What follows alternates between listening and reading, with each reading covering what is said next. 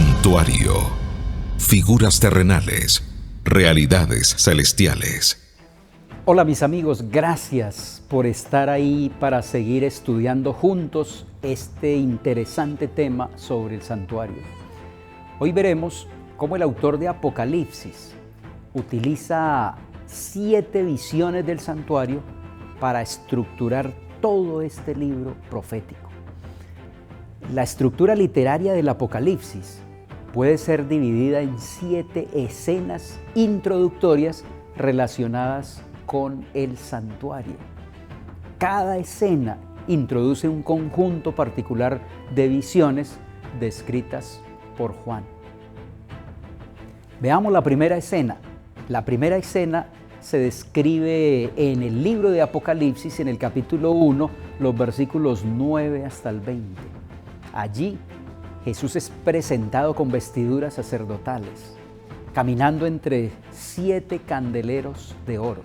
Juan dice: y me volví para ver la voz que hablaba conmigo, y vuelto vi 7 candeleros de oro, y en medio de los 7 candeleros a uno semejante al Hijo del Hombre, vestido de una ropa que llegaba hasta los pies y ceñido por el pecho con un cinto de oro. De esta manera, Apocalipsis introduce a Cristo realizando su nueva función en el santuario celestial, ya que es el lugar donde se realizan las actividades no terrenales de mediación, función que asumió Cristo, habilitado por su muerte en la cruz como el Cordero de Dios que quita el pecado del mundo. Recordemos que el santuario terrenal comenzaba en el atrio, ahí donde estaba el altar del holocausto, donde se sacrificaban los animales. Después de la muerte del animal, símbolo del Cordero, el sacerdote entraba en el primer departamento del santuario, que era un modelo de lo que Jesús hace en el santuario celestial después de su ascensión. Esto es representado por Jesús caminando entre los candeleros, poco después de que Él asciende al cielo. Cristo inauguró el lugar santo del templo celestial al ingresar por esa puerta abierta. Cuando Cristo aparece por primera vez en el libro de Apocalipsis, está de pie entre los candeleros del primer departamento del santuario celestial. Allí dentro del primer velo, en el lugar santo del santuario celestial, Jesús coloca a disposición de los pecadores su justicia perfecta y los méritos ganados en la cruz para ser aplicados a todos aquellos que los aceptan y los reclamen por fe. Jesús, como mediador del nuevo pacto, cumple en el santuario celestial la función de intercesor entre Dios y los hombres.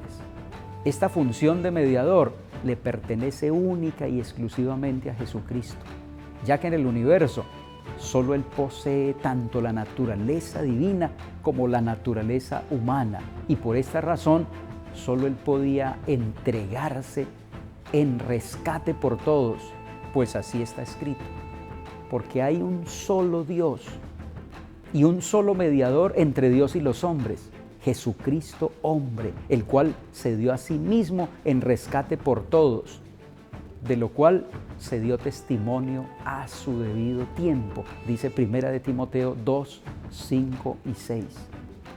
Ningún otro ser en el universo puede atribuirse la función de mediador entre Dios y los hombres, porque solo Cristo es el que murió, más aún el que también resucitó, y solo Él está a la diestra de Dios en el santuario celestial para interceder por nosotros. El ministerio exclusivo e intransferible de Cristo como único camino para ser salvos fue claramente entendido por los primeros discípulos, quienes declararon categóricamente que en ningún otro hay salvación, porque no hay otro nombre bajo el cielo dado a los hombres en que podamos ser salvos.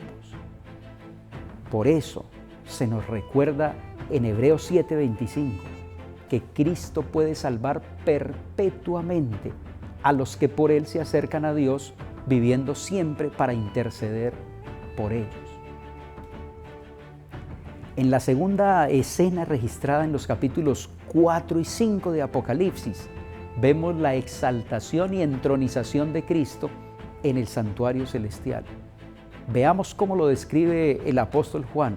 En el capítulo 5 de Apocalipsis, los versículos 11 al 13 dice: miré y oí la voz de muchos ángeles alrededor del trono, y de los seres vivientes, y de los ancianos, y su número era millones de millones, que decían a gran voz: el Cordero que fue inmolado es digno de tomar el poder, las riquezas, la sabiduría, la fortaleza, la honra, la gloria y la alabanza. Y todo lo creado que está en el cielo y sobre la tierra, y debajo de la tierra, y en el mar, y todas las cosas que en ellos hay. Oí decir entonces al que estaba sentado en el trono y al Cordero: sea la alabanza, la honra y la gloria y el poder por los siglos de los siglos. La estructura del libro de Apocalipsis muestra que los capítulos 4 y 5 desarrollan el tema de la inauguración y ungimiento del santuario celestial. Las imágenes señalan la ascensión de Cristo al trono y su instalación como corregente al lado del Padre para iniciar su ministerio sumo sacerdotal.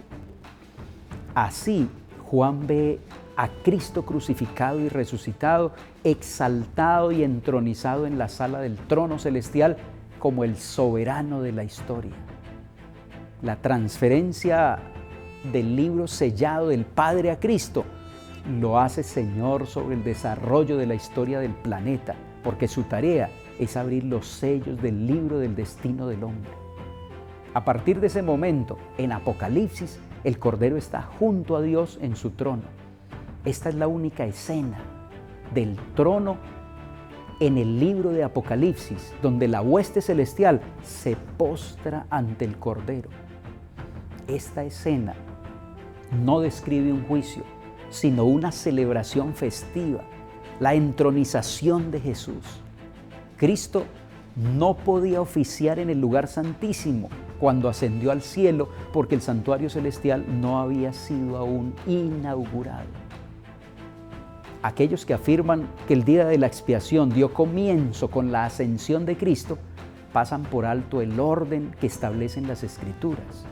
Por lo tanto, luego de la ascensión de Cristo al santuario del nuevo pacto, ese santuario fue inaugurado. Esa es la escena que se describe en Apocalipsis 4 y 5. Esta primera escena del trono de Dios no evoca el juicio, sino la investidura de Cristo para comenzar su obra mediadora. Por lo tanto, la escena del trono de Apocalipsis 4 y 5 no tiene nada que ver con el día de la expiación, sino con la entronización de Jesús. En esta escena, el motivo de las alabanzas es la glorificación o coronación de Jesús y no el juicio. En la tercera escena del santuario en Apocalipsis, el foco está en el ministerio intercesor de Jesús. Veamos cómo lo describe Apocalipsis, el capítulo 8, los versículos 3 y 4. Otro ángel vino entonces y se paró ante el altar con un incensario de oro, y se le dio mucho incienso para añadirlo a las oraciones de todos los santos sobre el altar de oro que estaba delante del trono. Y de la mano del ángel subió a la presencia de Dios el humo del incienso con las oraciones de los santos. Este tercer escenario es introducido también con una escena en el santuario celestial que describe el ministerio intercesor de Cristo desde su ingreso al lugar santo en el cielo, pues alude al altar y al incensario hasta su salida del mismo. Esta salida señala el paso a otra parte del ministerio de Cristo en el santuario emplazado en el cielo. Esta escena también revela que solo la intercesión de Cristo, ofrecida con el incienso celestial, hace posible que las oraciones de los creyentes lleguen ante Dios como corresponde. Así lo señala la Biblia en la carta a los Hebreos en el capítulo 4, los versículos 14 al 16. Dice el apóstol: por tanto, teniendo un gran sumo sacerdote que traspasó los cielos, Jesús, el Hijo de Dios, retengamos nuestra profesión, porque no tenemos un sumo sacerdote que no pueda compadecerse de nuestras debilidades, sino uno que fue tentado en todo según nuestra semejanza, pero sin pecado. Y agrega, acerquémonos pues confiadamente al trono de la gracia para alcanzar misericordia y hallar gracia para el oportuno socorro. Amigos, los cristianos necesitamos entender que la intercesión de Cristo en beneficio del hombre en el santuario celestial es tan esencial para el plan de la salvación como lo fue su muerte en la cruz. Por medio de su muerte, dio inicio a esa obra para cuya conclusión ascendió al cielo después de su resurrección. Por la fe debemos entrar velo adentro, donde Jesús entró por nosotros como precursor. Jesús abrió el camino al trono del Padre y a través de su mediación pueden ser presentados ante Dios los deseos sinceros de todos los que se alleguen a Él con fe. Cristo se ha comprometido a ser nuestro sustituto y seguridad y no rechaza a nadie. Hay un fondo inagotable de obediencia perfecta que surge de su obediencia. En el cielo, sus méritos, abnegación y sacrificio propio se atesoran como incienso que se ofrece juntamente con las oraciones de su pueblo. Cuando las sinceras y humildes oraciones de los pecadores ascienden al trono de Dios, Cristo mezcla con ellas los méritos de su propia vida perfecta. Nuestras oraciones resultan fragantes gracias a este incienso. Cristo se ha comprometido a interceder en nuestro favor y el Padre siempre oye al Hijo. Por eso podemos tener la seguridad de que en Él tenemos salvación y vida eterna.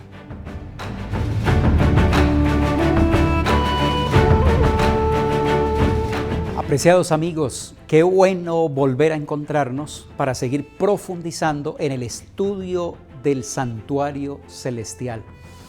Hemos dicho que el contenido del libro de Apocalipsis se compone de 7 visiones. Visiones que deben entenderse a la luz del tema del santuario. Ya hemos estudiado las primeras 3 escenas del santuario en el libro de Apocalipsis y a continuación abordaremos las otras 4 escenas. Quiero decirles que en la 4ª escena, el arca del pacto trae a nuestra mente la figura de Jesús como sumo sacerdote que inicia el juicio investigador en el santuario celestial. Veamos lo que dice el libro de Apocalipsis.